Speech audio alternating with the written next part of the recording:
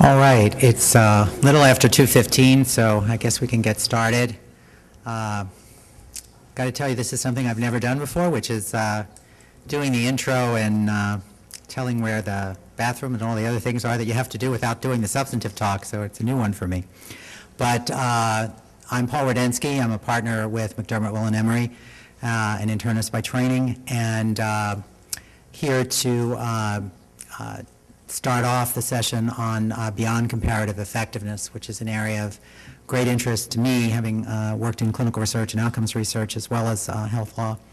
I hope you all, if you had a chance to enjoy the luncheon and the keynote with Katie Couric. I know that's what was scheduled. I hope that's what took place. Just a few notes before we get started. For those looking for internet access, there is a cyber cafe in Hall D, and then there's also wireless between Starbucks and the information desk. And there are comment cards, so in the breaks between, as you know, with all these meetings, they really do want to make sure that this is of value to members and folks who attend, so you can fill out any comment cards, any suggestions. You want to trash the people that lead off the sessions, drop them at the boxes in the back of the room or take them to any of the AdvaMed staff. Following this session, there's going to be an ice cream social, a chance to network mid-afternoon, pick me up, and to mingle with colleagues. And then tonight, there is the chairman's reception in Hall D, which is hosted by AdvaMed chairman Jim Mazzo, and then also by the conference chair, Carol Neubauer. And then to kick off this session, this panel was organized by InHealth and is looking at the current healthcare applications of comparative effectiveness research and what it means for medical technologies. As you know, there are lots of different dollars and projects being invested in this area. And it's my pleasure to introduce the moderator of the panel, Martin Halgill, who is the Executive Director of the Institute for Health Technology Studies. Thanks.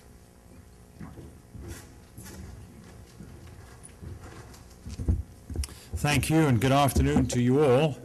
I think this honor has befallen me because I'm bilingual in as much as I speak American and English as well. So, Sir Andrew, we look forward to hearing from you from across the water.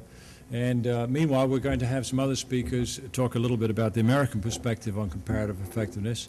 But first, if I can get these slides to advance, I'm just going to introduce the Institute for Health Technology Studies, or InHealth for short, which is an organization, a 501c3 organization that makes makes grants. They're not gifts. We collect gifts. If you want to volunteer, we'll talk to you afterwards. We make grants to universities to study the effects of medical technology. That's why we exist. We want that work to be peer-reviewed and objective. We like it being under the umbrella of university investigators who are subject to their local IRB requirements and who do the kind of work that is credible.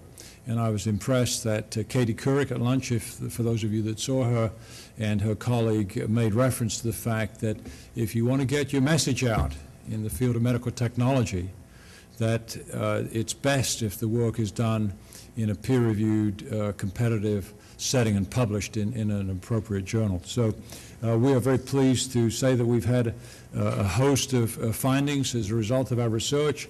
I'm not going to read all those to you, and if you really are interested in learning more about those, which I hope you are, you can go to www.inhealth.org to learn about our current grants, past grants, future grants, etc. It is my pleasure now to introduce the first of our three speakers. And by the way, your program lists Scott Gottlieb from the American Enterprise Institute. Some of you may read him in the Wall Street Journal, a physician. He sent an email at 3 this morning indicating that he has to be in New York for a family emergency. Don't know any more information than that, but we wish him well and hope that it's not too serious. But he sends his regrets and apologies that he cannot be here.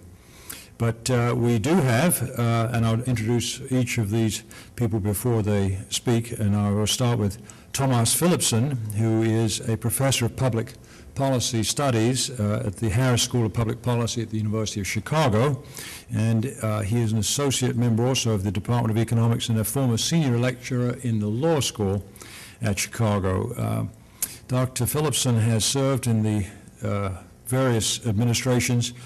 He was the senior economic advisor at the FDA from 2003 to 4, and a senior economic advisor to the head of the Centers of CMS 204 to 205. So his research focus is on health economics, and he's been recently looking at the implications of comparative effectiveness in the context of innovation. And he's here to lead us off, and we'll go through 2 more speakers, and then we'll have a panel discussion, so please be thinking of the questions you'd like to ask. Thank you.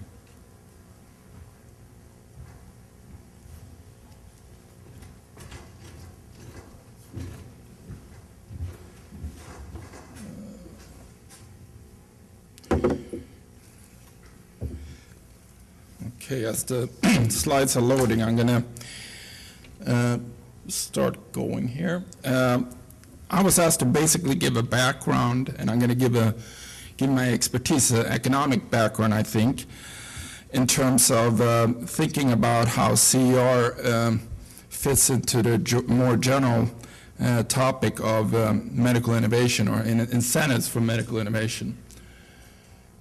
CER is actually, as probably many of you know, it's the last example of a long-standing debate, which has been going on for many decades now in the U.S.